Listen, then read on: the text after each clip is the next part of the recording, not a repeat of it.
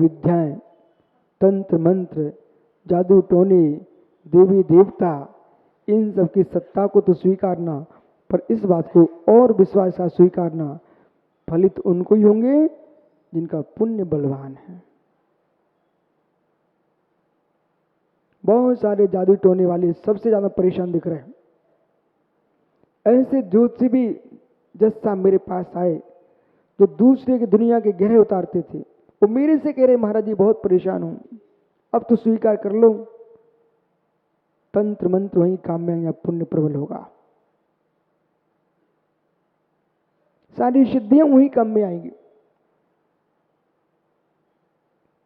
विश्व का सबसे बड़ा कोई मंत्रवादी पुरुष था, तंत्रवादी पुरुष था, उसका नाम रावण था। ऐसी विद्या जगत में आज तक किसी ने सिद्ध नहीं की जो रावण ने की है। लेकिन जब पुण्य छीड़ हुआ तो कोई विद्या काम में नहीं आई। बड़े बड़े तंत्रवादी जेलों में चले गए, बड़े बड़े तंत्रवादी जेलों में चले गए, मृत्यु को प्राप्त हो गए मित्र। इसलिए विश्वास यदि आपको कहीं करना है, धम्मम शरणम भुवचन, श्रम का कर्म का विपाक भी कुछ होता है। श्रम का कर्म का विपाक भी होता है। इसलिए दृढ़ श्रद्धा के साथ कितनी संकट आ जाएं, कितनी विपत्ति आ जाए, पर धम्मम शरणम भुवचामि, बीतराग धर्म की शरण से दूर भागना नहीं। और धर्म की शरण में बैठी रहोगे ना, धर्म की शरण में बैठी रहोगे ना, दुनिया के देव भी तुम्हारे चरणों में बैठेंगे। सीता ने कोई देव का स्मरण नहीं किया था। जिनके शील में ताकत थी, जिनके सत्य में ताकत थी, वहां देव भी आकर के यानी उपस्थित हो गए। इसलिए दो देव आपने देखे, देवगति के देव और देवादेव। तीसरे हैं कुदेव, जो जिन शासन के भाई हैं उनको हम कुदेव कहा। चौथे अदेव। इन माताओं से पूछो ना, कोई गिनोचे पूज रहे हैं, कोई चूल्हा पूज रहे हैं, कोई चक्की पूज रहे हैं, कोई मूसल पूज रहे हैं, कितने प्रकार के तुम्हारे घर में ये सब कुछ होते रहते हैं। कोई पीपल पूज रहा है, कोई बरगद पूज रहा है, कोई मित्र नीम पूज रहा है, कोई गाय पूज रहा है। ओहो, ये सब क्या है? पति को देव कहना ये सम्मान का देव है, न कि देव जाति का देव है। समझ रहे ना? अदेव है। ऐसे ही आपका पति आपको महादेवी कह देता है, देवी, तो तुम कोई देवगति की देवी नहीं हो गई हो, ये सम्मान की संज्ञा की देवी है, परंतु अदेव है। ये क्या है? अदेव है। जो भी लोग त्रियंचों की उपासना कर रहे हैं, वृक्षों की उपासना कर रहे हैं, ये किस कोटि में जाएंगे? अदेव हैं। तो ऐसे इन चार भेदों को भी समझना। इन चार में मात्र एक देवादेव है, वही आराध्य है, उपास्य है, वो हम सब उसके उपासक हैं। आयतस्तिषु पीतांत क्लेशः आदि के जो तीन निकाय हैं उनमें पीत पर्यंत लिस्सा पीत पद्म। तो जो पीतांत तक जो आदि के जो निकाय हैं वो आदि के निकाय भुवनवासी, व्यंतर और ज्योतिषी, इनमें जो तीन निकाय हैं, इन तीन निकायों को यहाँ स्वीकार करना। और तीन निकाय में जो है भुवनवासी, व्यंतर, ज्योतिषी, इनके देवों के कृष्ण, नील, कापुत, पीत, ये चार लिस्साएं पाई जाती हैं। यानी देवों के सभी देव एक से नहीं है, वहां पर भी पुण्य पाप लागू होता है। अभी आपको सब समझ में आने वाला है कि देवों की भी दुर्गति होती है और मस्त दुर्गति होती है। जितनी धर्मात्मा जीव आराधना कर रहे हैं, चाहे यहाँ करो चाहे घर में करो, बहुत संभल के करना। यदि किसी जीव में दीक्षा ले लिए है अथवा साधना कर रहा है, इस बात को लेके ना बैठ जाए कि मैं तो मेरा तो पक्का हो गया मोक्ष जाना। दीक्षा से मोक्ष नहीं होता, मोक्ष संयम से होता है। दो शब्द अलग कर लीजिए आप। दीक्षा से मोक्ष नहीं होता, मोक्ष संयम से होता है। दीक्षा तो क्या है? मंत्रपूर्वक लोगों का क्षेपण, भेष का प्राप्त करना, इसका नाम दीक्षा है। और 1 घंटे में सब कुछ हो जाता है। तो दीक्षा का नाम मोक्ष मार्ग में समझ लेना। भाई अज्ञानी है जो दीक्षा से मोक्ष मानते हैं। ये आचार्य सुमंत स्वामी ने युक्तानुशासन न्याय शास्त्र में इसका बहुत सुंदर व्याख्यान किया है। और विद्यानंद स्वामी ने अपनी टीका में बहुत सुंदर व्याख्या की है दीक्षा के बारे में, कि जो व्यक्ति दीक्षा लेकर के मोक्ष जाना चाहते हैं, दीक्षा लेकर वैकुंठ जाना, स्वर्ग जाना चाहते हैं, सौधुरंध बनना चाहते हैं, अपने भ्रम को निकाल दो। अब दीक्षा मालूम कैसी होती है? एक कंठी गले में पहन लिए, बोले दीक्षा हो गई, हमारी गुरु दीक्षा हो गई। किसी ने कोई अपने अपने चिन्ह लटका दिया, बोले हमारी दीक्षा है। मित्र, दीक्षा चाहे पिछी कमंडल वाली हो, दीक्षा चाहे कंठी माला वाली हो, दीक्षा से मोक्ष नहीं होता। मैं मुनि बन के बोल रहा हूँ, ध्यान रखना, आप विकल्प नहीं करना। और कहीं प्रश्न हो विद्वानों से, आचार्य मुनियों से आप प्रश्न कर सकते हो कि विश्व सागर ने आज की तारीख नोट कर लेना। इस दिन शौच धर्म का दिन था। पुरुषों में 4थे अध्याय को समझाते समय यूं कहा था कि दीक्षा से मोक्ष नहीं होता है। बोले महाराज ये तो आपने पूरा दर्शन ही ऐसे कर दिया, आपने दर्शन को समझा ही नहीं है, तो ऐसे हो कैसे गया? यदि आपने जैन दर्शन को समझा होता तो आप ऐसा हमसे प्रश्न ही नहीं कर सकते हो। यथार्थ में जैन दर्शन को समझिए, और मैं जैन दर्शन से ही बोल रहा हूं, और ग्रंथ का नाम भी आपको बता दिया है, न्याय शास्त्र। ये युक्त अनुशासन। दीक्षा से मोक्ष नहीं होता, संयम से मोक्ष होता है। दीक्षा रत्नात्रय नहीं है, संयम और रत्नात्रय धर्म जो है वो मोक्ष मार्ग है। किसी व्यक्ति ने यज्ञोपवीत पहन लिया और शब्द व्यसन कर रहा है, तो धागा पड़ा हुआ है, तो क्या उसकी दुर्गति बच जाएगी क्या? प्रश्न समझना। यज्ञोपवीत को बदनाम मत करना। यज्ञोपवीत धारण कर लिया और शब्द व्यसन कर रहा है, तो क्या तुम्हारा नरक टल जाएगा? हे मित्र, किसी जीव ने दीक्षा लिए पर एक दिन भी संयम का पालन नहीं किया, माना कि आपको भी यहाँ दीक्षा दी गई है 10 दिन की, कि आप सब शिवरार्थी हो, पंडित जी ने आपको यज्ञोपवीत पहनाया क्या? पंडित जी नहीं पहनाया? ओ,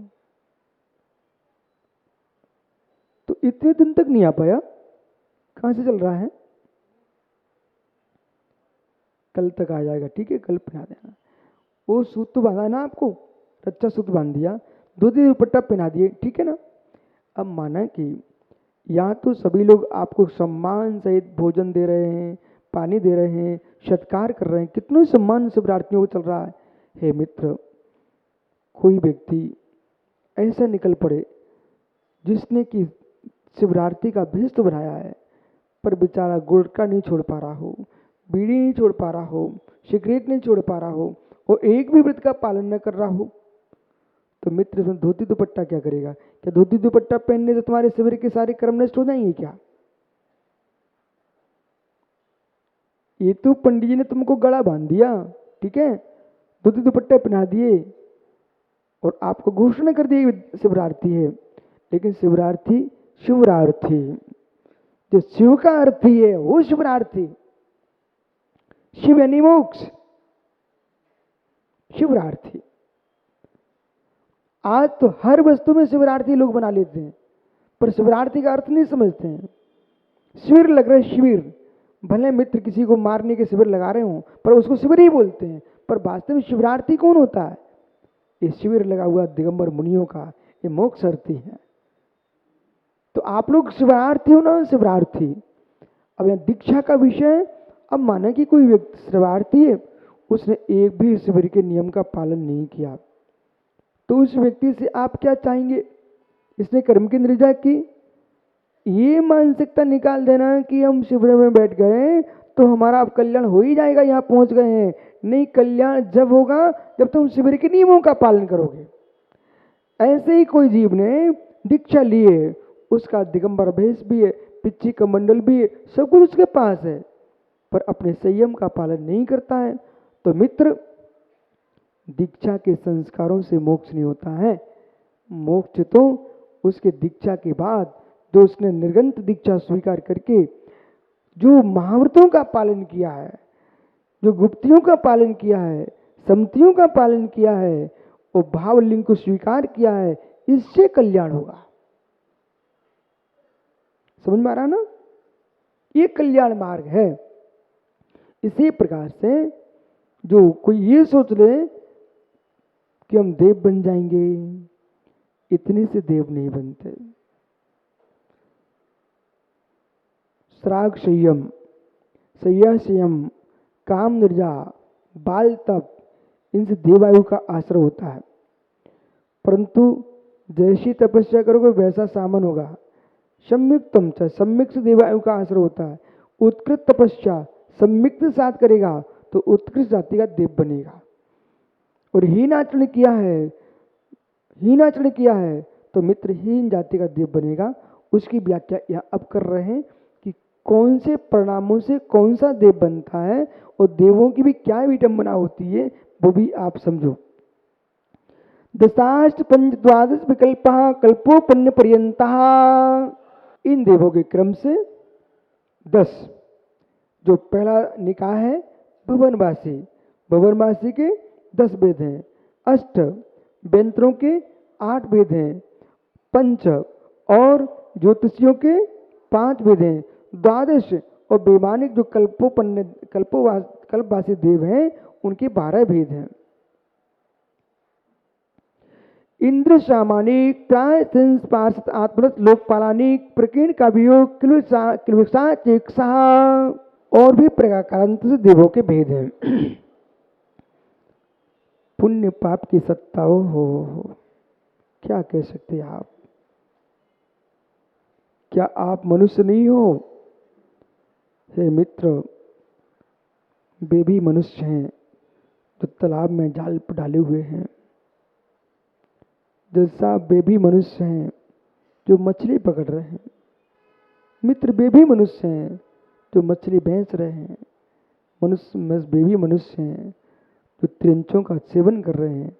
मित्र, आप भी मनुष्य हो जो पानी भी छान के पीते हो। एक वे मनुष्य है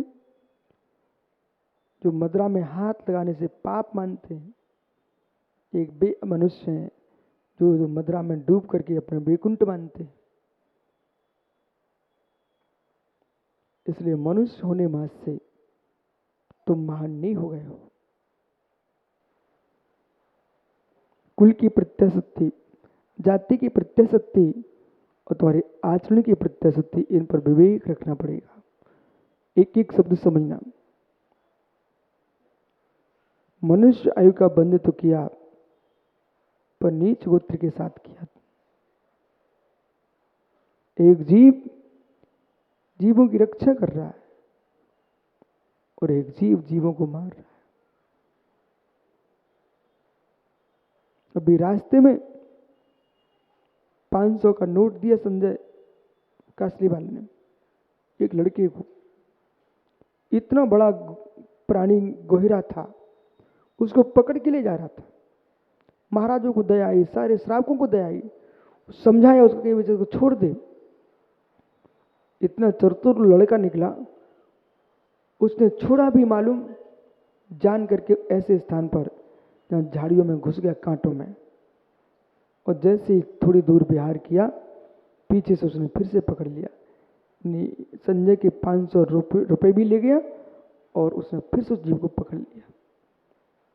देखो, एक क्या लेना देना था इनको, पैसे देकर उसकी रक्षा कर रहे थे, पर एक अज्ञानी उसको मारने के लिए खड़ा हुआ है।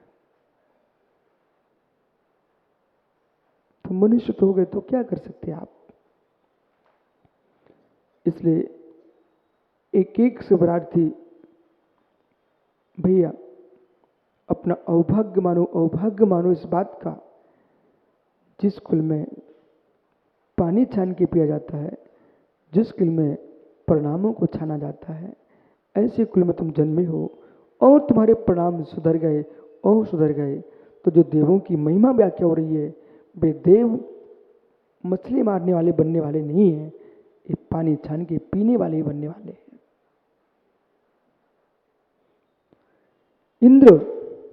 इंद्र जो देवों का सम्राट है, जिसका आसन होता है, जिसका सिंहासन होता है, जिसकी आज्ञा चलती है, संपूर्ण देव परिवार जिसकी आज्ञा में रहता है, वो इंद्र होता है। जो नीचे देव होते ना, देवों की तीव्र लोक कैसा होती है, संक्लेश प्रणाम भी होते हैं।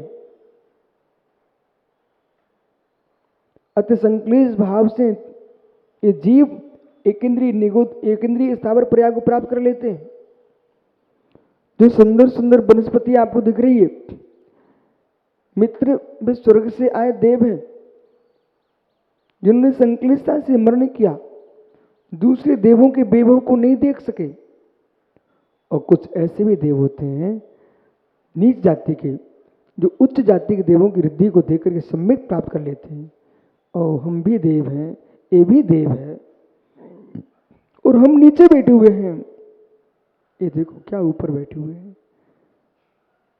तुरंत उसको विवेक जगता है और सम्यक प्राप्त करता, अवधि ज्ञान लगा लेता कि जब ये दिगंबर मुनि बन के बैठे थे तो मैंने कुलिंग को धारण किया था, देव दोनों बन गए हैं, पर एक देखो कहाँ है और मैं कहाँ हूं।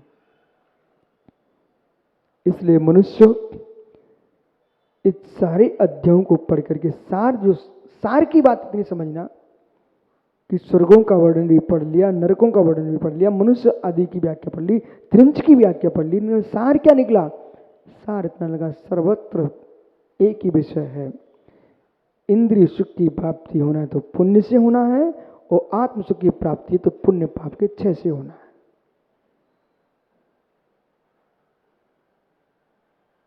और कुछ नहीं है। सामान्य जो देव होता है वो जैसे आपके घर में माता पिता, राजा का पिता, राजा का भाई, संपत्ति बराबर है, लेकिन आज्ञा नहीं चलती उनकी। मालूम, राजा के परिवार के सदस्यों को आप लोग सुखी मत मानना सर्वथा,